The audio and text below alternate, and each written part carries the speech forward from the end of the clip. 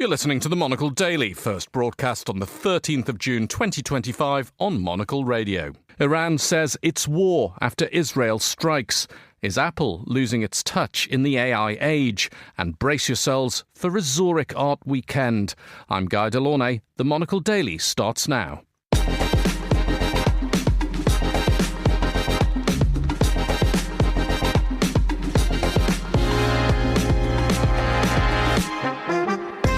Hello and welcome to the Monocle Daily, coming to you from our studios here at Midori House in London. I'm Guy Delaunay. My guests, Anita Riotta and David Phelan, will discuss the day's big stories, and he might not be here in the presenter's chair, but we'll still be hearing from Andrew Muller on what he learned this week. Stay tuned, all that and more coming up right here on the Monocle Daily.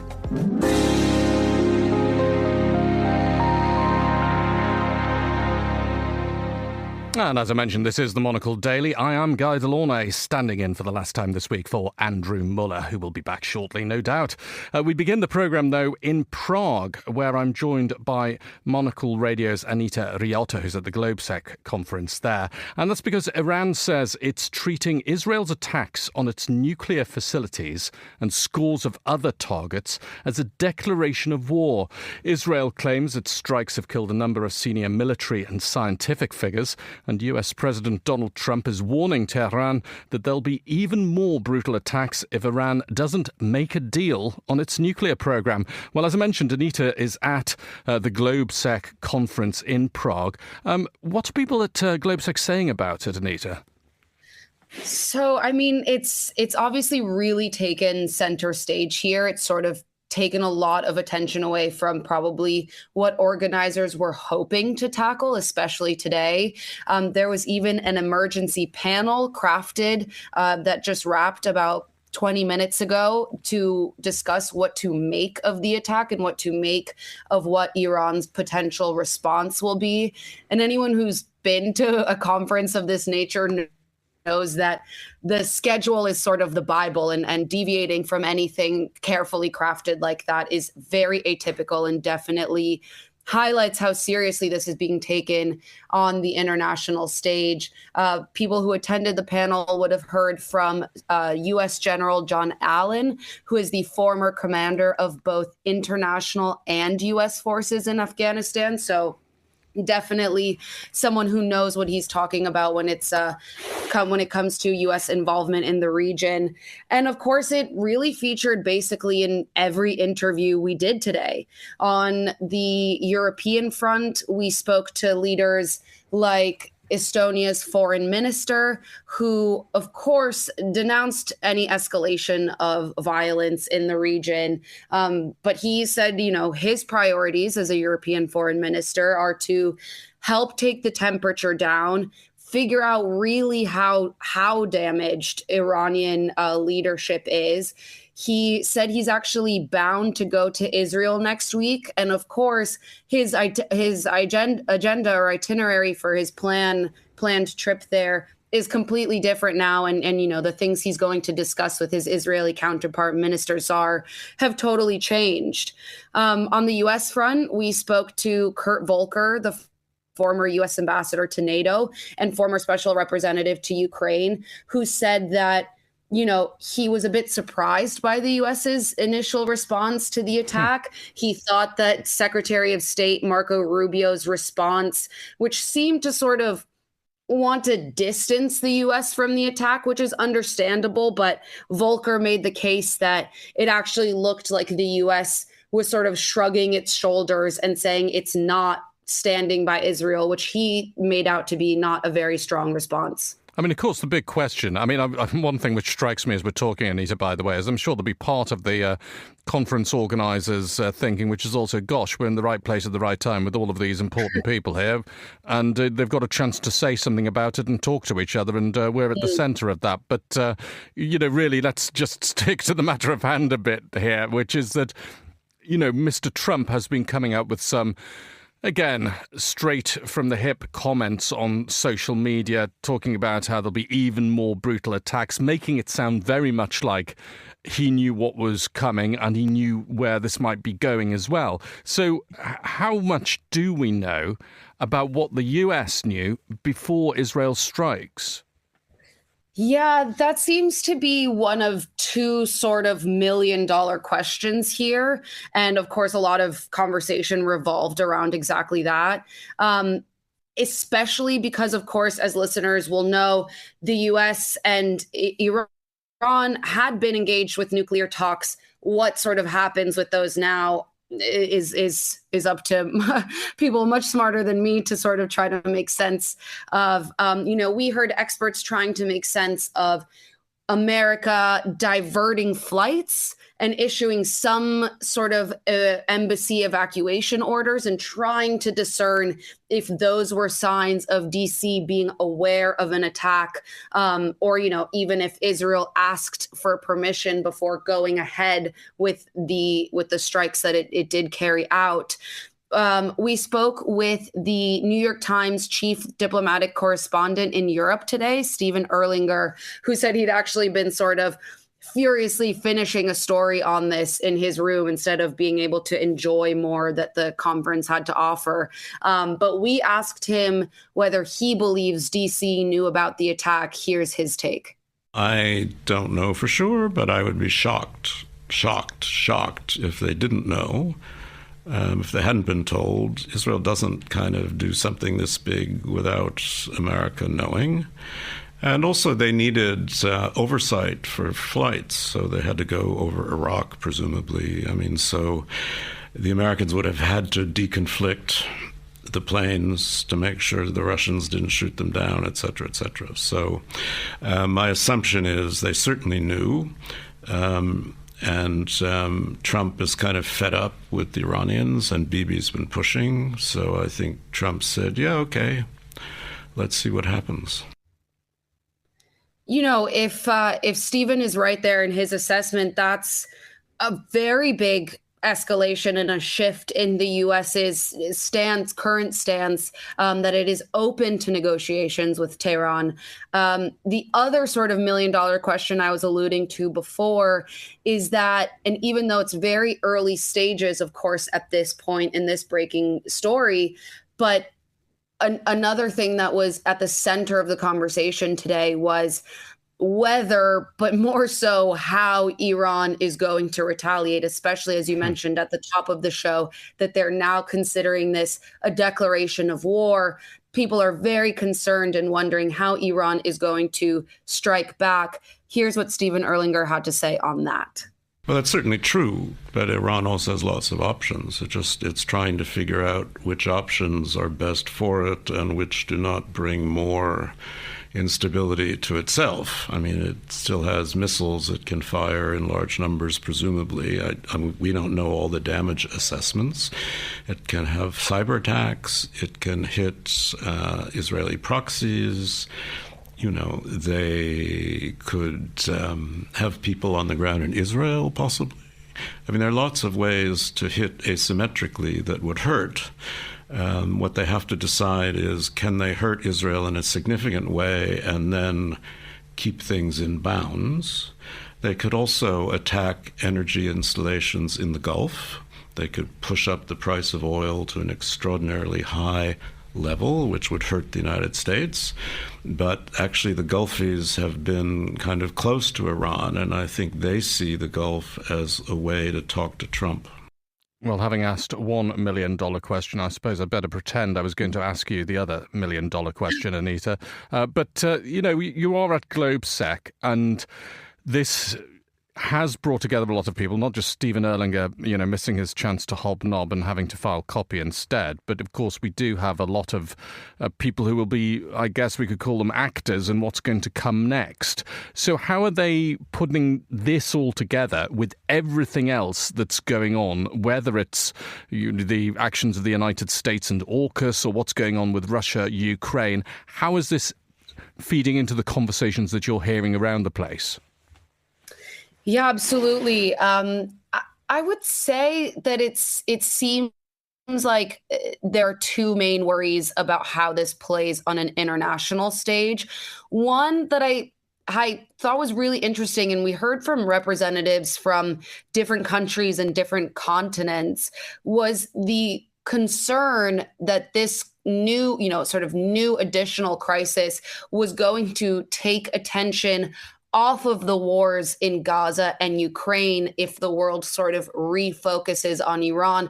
Not to say that one issue is more or less deserving of attention, but, when you already have these crises ongoing in the media and defense environment that we're in, what does this do to help bring the conflicts, the wars in Gaza and Ukraine to a close? Are those conflicts sort of now destined to drag on even further as, representatives in the US or Israel now have to divert resources and attention and representatives in Europe as well to this new sort of front? Kurt Volker, who I mentioned earlier, also made the really salient point that whatever Iran does to retaliate against Israel, whether that be drones or missiles, the U.S. will shoot those down. That has happened before. It's not really a question at all. And the U.S. simply does not do that for Ukraine. So I think in maybe a counterpoint to what I was just saying, maybe it could bring a comparison between the two situations and make people slightly more comfortable with, why aren't we enacting measures like that in Ukraine? So it does seem that, the global fears here are further destabilizing crises in the Middle East, the U.S. being drawn into a bigger conflict with Iran, and whether, global attention is pulled away from other crises. And just briefly, Anita, you're obviously there. Andrew Muller, usually of this parish and this very chair, is also at Globsec in Prague. What can we expect then on the foreign desk this week? Oh, yes. Well, this week we will have more tape from the Odessa Black Sea Security Forum, which I think listeners will really enjoy and gives such a domestic, intimate, behind the curtains take on the war in Ukraine and the ongoing resistance there. But next week, we will be putting out our Globsec episode, and we're very fortunate to have spoken to so many amazing guests while we're here. We got to hear from experts on all types of things, like something that I wasn't expecting personally, slight optimism about the transatlantic relationship warming up after the madness we heard in Munich and sort of the fallout from that. We heard generals from a few different countries come forward with the belief that Ukraine could actually win this war on the battlefield, which again was not something I was really expecting to hear. And then we had the opportunities to speak to exceptional leaders like Georgia's president living in exile, Salom Zurabichvili. So I also hope everyone tunes into next week's episode. It's going to be a great one. And it will be available wherever you get your podcasts. Thanks very much for that, Anita. Monocle Radio's Anita Rialta in Prague at Globsec.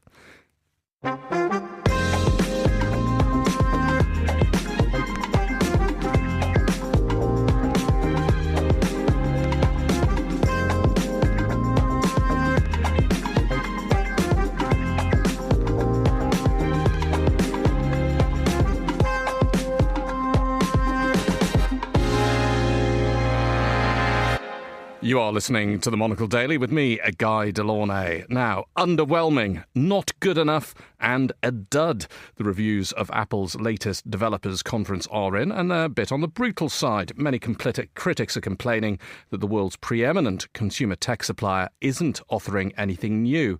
One commentator carped that the silence surrounding Siri was deafening, and though, of course, people who have used Apple's misfiring voice assistant might view that as a blessing. Still, the general feeling is that with the world buzzing about artificial intelligence, Apple simply hasn't got a grip on its AI offering. And if the influential crowd at the developers' conferences are unimpressed, how will consumers react? Well, we know how the stock market's been reacting. The shares have been going down, not been plummeting, but they have been going down slightly. And someone who could tell us all about this and the potential ramifications is Monocle's tech correspondent, David Phelan. Welcome to the Dailies, David. Thank you.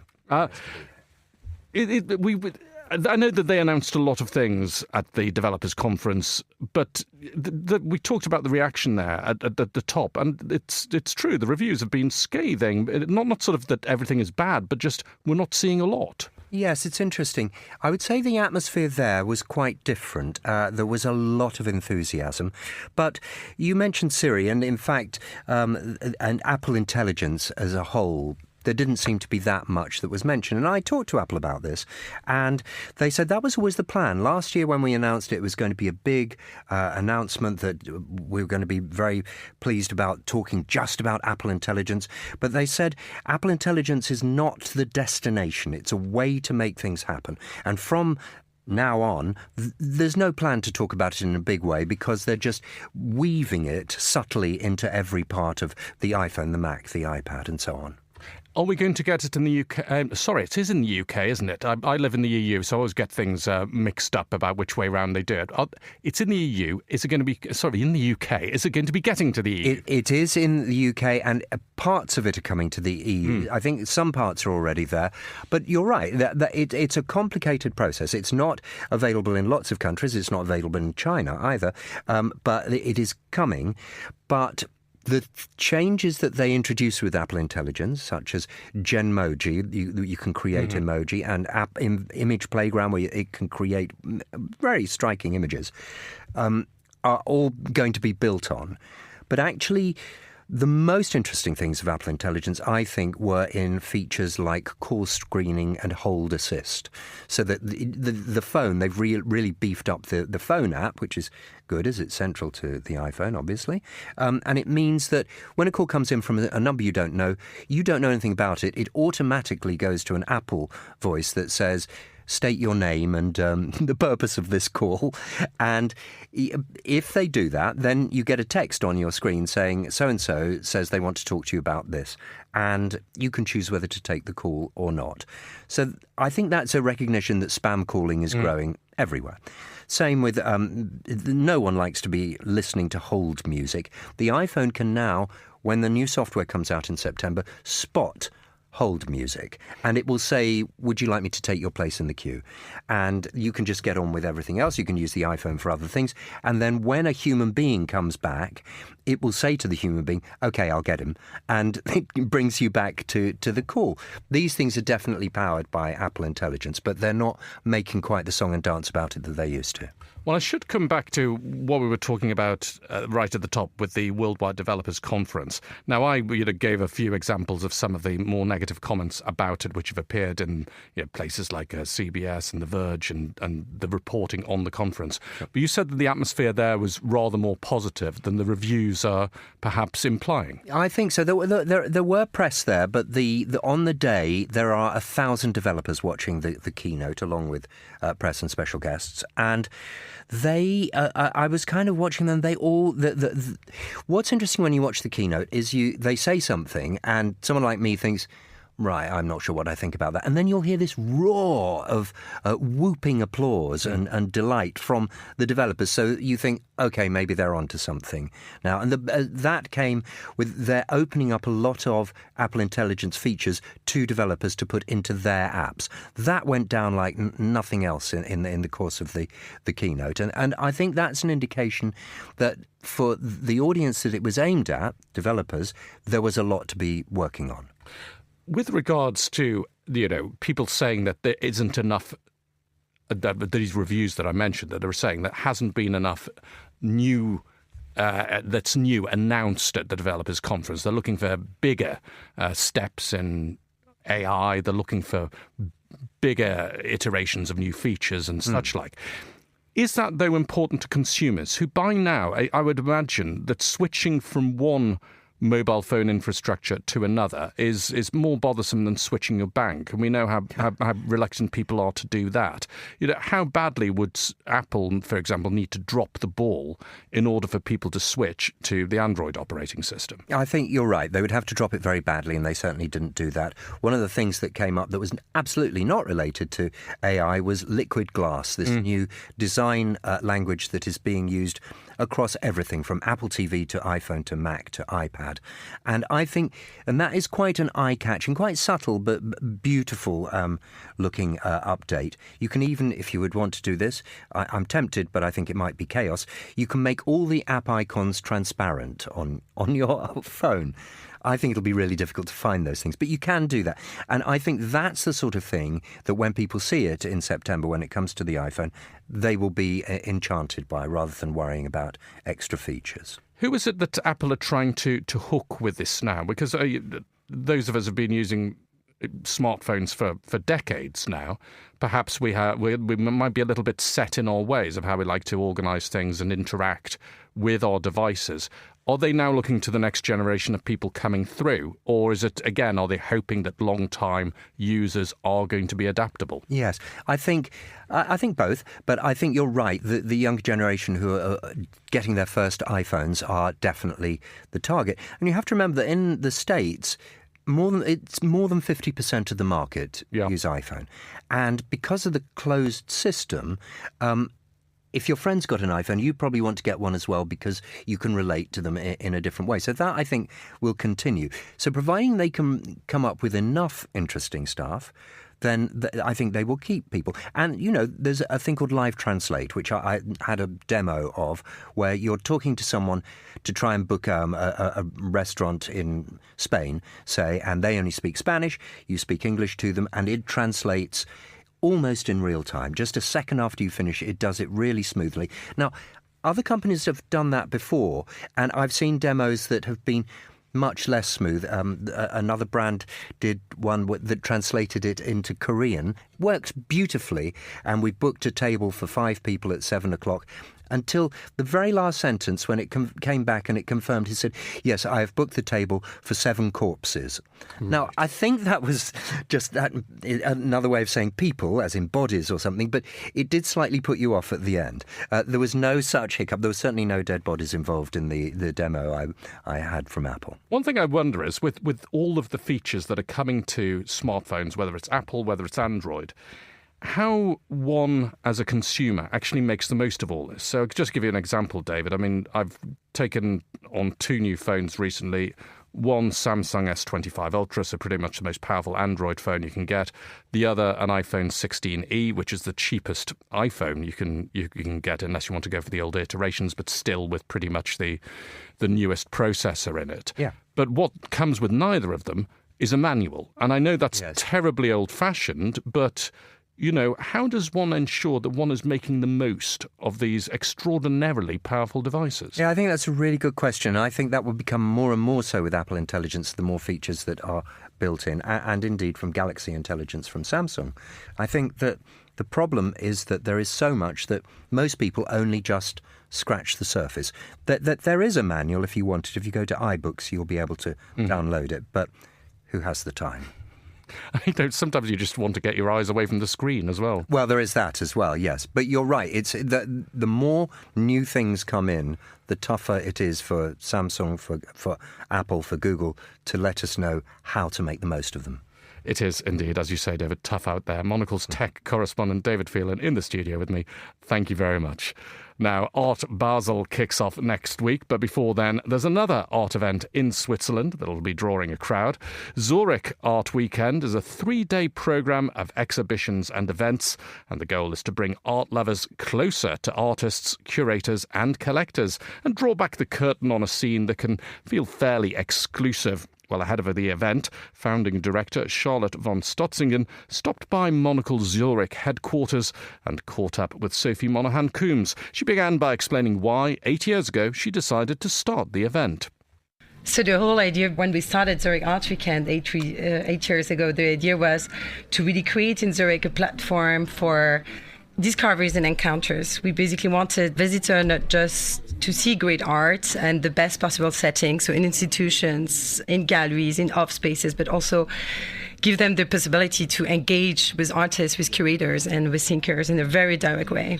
And that's why we, from the very start, did not only set up a program of exhibitions, but also directly engage into building up a program of talks, of artworks, of guided tours, of behind-the-scenes collections visits, opening basically doors that were normally not open or giving access to people that were normally not accessible. People listening might be familiar with other art events you obviously run just before Art Basel, but Zurich Art Weekend has a very different feel. You touched on it there in terms of opening doors and kind of going behind the scenes for people that might not be able to experience art or have experiences with people from the art world. I wonder if you could talk a little bit more about what makes Zurich Art Weekend so unique. I think what makes Zurich Art Weekend so unique, it's basically like a proper balance, because we have here in Zurich like major players with global reach like Kunsthaus Zurich and Alder and Wirth. And on the other hand, we have firstly independent spaces that are like Bean 39, Tableau Zurich or Je Veux Propose, which are hosting like emerging and underrepresented voices. All of this in the context of deep-rooted trust in Switzerland in quality and rigor. So we want the people to be here, feel welcome, but at the same time, intellectually very engaged. The weekend events will take place over 71 venues. I wonder if you could talk a little bit about what kind of venues are involved and some of the more surprising ones. So yeah, we're incredibly excited about the diversity and the caliber of this year's program. We have like on one hand like different areas in town. So we have the Kunsthaus and the Remystrasse area. There will be a major blockbuster show, an installation, monumental installation of Geoffrey Gibson, for example, the Kunsthaus, next to the one of Monse Chatwin, who is also having some works at the nearby Gallery Gregor Steiger. Then when you go down, let's say Gallery Meile of Switzerland, you have Thomas Roof and Mara Rutley, like a young current positions at Mes 36, but also what promised to be like historical show, Mark Watko and Robert Ryman and Alden Wirth and Sophie Tauber Arp at Larkin Edmund. When you move towards another corner of town, like near the Löwenbräu-Kunst, there you have like the first solo show of Clara Linden at the Kunsthalle Zurich, but also Rachel Rose at Luma Westbau and a blockbuster collective show at Gallery Eva Presnuber, who's also showing early works of France West, next to a very Swiss position, Tobias Spichtig, being exhibited at Peter Kalschmann. A little bit in another area of town, like Wiedikon, you have Ida Egblad at Karma International, Jasmine Werner at Damien de Lovguru, as well as Palestinian artist Rosalind Nashibi at Gallery Osmeile, who is opening a second space in Zurich on the occasion of Zurich Art Weekend 25. It's really exciting. There's so much taking place, and you mentioned they're mostly art events, but there's a lot of other kind of cross-disciplinary events or, you know, music and events to do with books. I wonder if you could talk a little bit about how it's expansive and it's expanded beyond the world of art. Yeah, so that was like one of the very first concern at the beginning of Zurich Art Weekend as well, that we were very interested not only in breaking the walls of the traditional art presentation, but also going into interdisciplinary exchanges. And therefore, we've been setting up conversation and talks since 2018, linking art and science, art and music, art and politics. And this year, again, we're coming back with our interdisciplinary talk series at the Schwarzes Café at Luma Westbau, with Talor Havini. So she's a Papua New Guinea Australian artist who will be in conversation with curators Mario Schulze and Sarin Waltenspool, who just created a show on shrink figures as well. Another talk will be with the British Kenyan artist Grace Nindritu, together with Lewin Benson from Art Review. Magical as well, happening on Sunday, with a talk between Geoffrey Gibson, so the artists represented the US at the last Venice Biennale, together with Pavo Jarvis, the current music director of Tonhalle Orchestra Zurich, in conversation with the curator and moderator of the talk, Abigail Vinograd.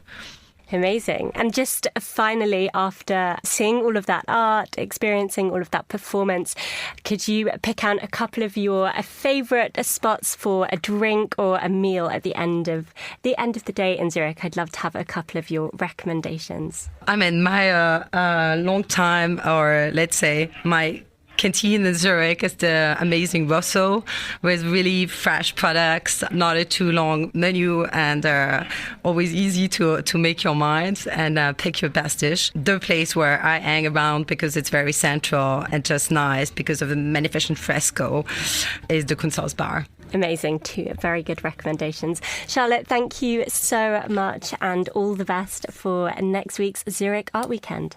Thank you so much for having me. Zurich Art Weekend founding director Charlotte von Stotzingen there, talking to Monocle's Sophie Monaghan-Coombs. Zurich Art Weekend takes place this week from the 13th to the 15th of June. Finally, on today's show, Andrew Muller's weekly assessment of what the last 7 days have taught us.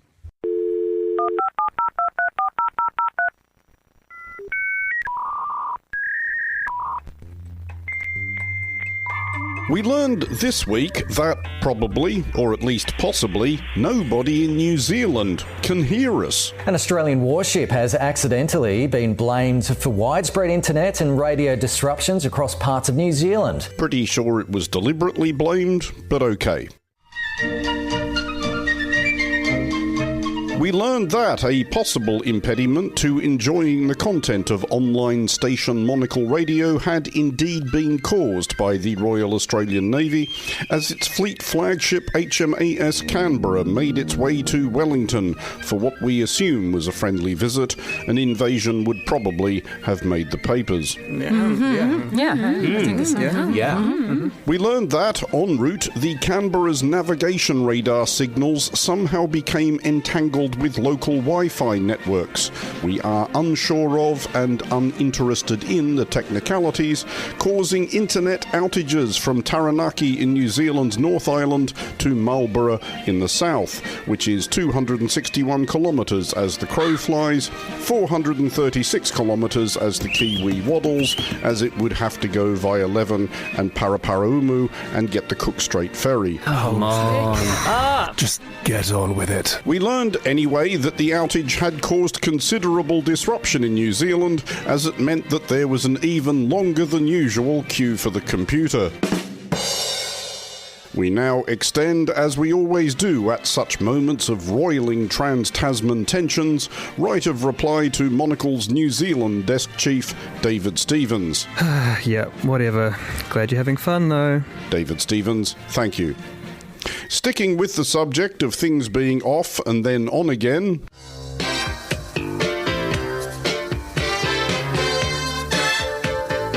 we learned of ructions at the top of Reform UK, the British political party which has succeeded UKIP and the Brexit Party as the current vehicle for Nigel Farage, and who would not trust a vehicle which has had 3 different badges on its bonnet. Farage is, listeners will recall, the principal architect of Brexit, the idea that has famously made the last decade of British history such a golden era of stability, prosperity, and total absence of grifting yahoos, seething dingbats and careening nitwits featuring in public life to any noteworthy respect. We learned that Reform UK's chair, Zia Yusuf, having flounced... Well... We're doing dramatic reconstructions now, are we? Had unflounced. Wow. Brilliant. Put your right arm in, your right arm out, in, out, shake it all about. We did not learn exactly why Yusuf had stomped off, but this was mostly because we avoided learning, as we wished to make a leadenly sarcastic observation to the effect that we're sure it must have been important, because it is, of course, extremely unusual for people involved in populist politics to fall dramatically out with each other over petty grudges or dogmatic arcana that no sane person could possibly care less about. But we learned that Nigel Farage, himself famously a model of dignity and composure, had forgiven him and awarded him a role analogous to that recently performed by Elon Musk in the US administration of President Donald Trump. Not actually irritating twerp in stupid hat jumping up and down in the background of press conferences, though it may conceivably come to that, but head of a putative UK analogue of Doge. If polls are any guide, we may yet have cause to come back to that. But we learned in the meantime that Reform UK had urgently appointed a new chair to restore an image of equilibrium and plausibility. So, tonight, we lift the lid on the paranormal world one more time.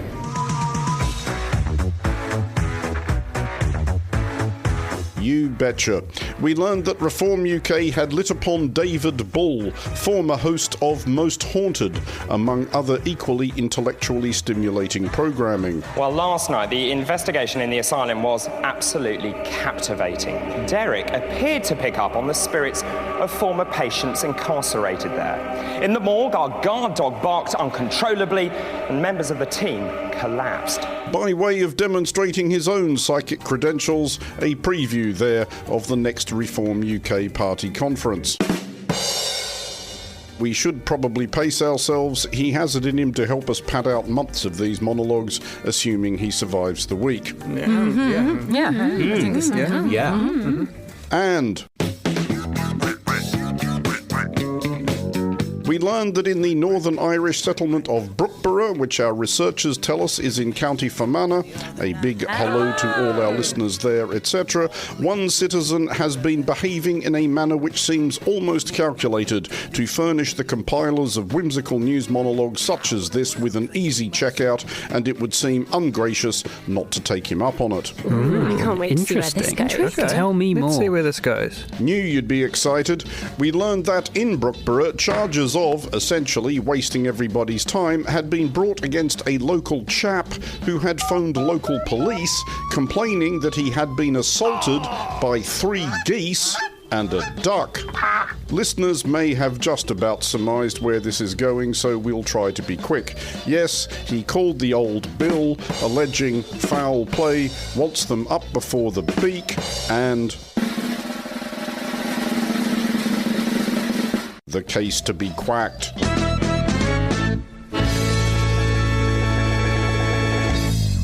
For Monocle Radio, I'm Andrew Muller. And thank you very much indeed to Andrew Muller there with what we learned this week. Well, that's all for this edition of the Monocle Daily. A big thanks to my guests today, Anita Riotta and David Phelan. Today's show was produced by Tom Webb and researched by Francesca Gilks. Our sound engineer was Elliot Greenfield.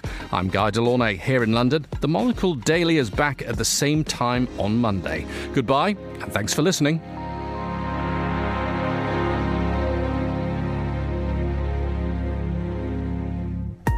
Do you want the tactility of print and the speed of digital? Well,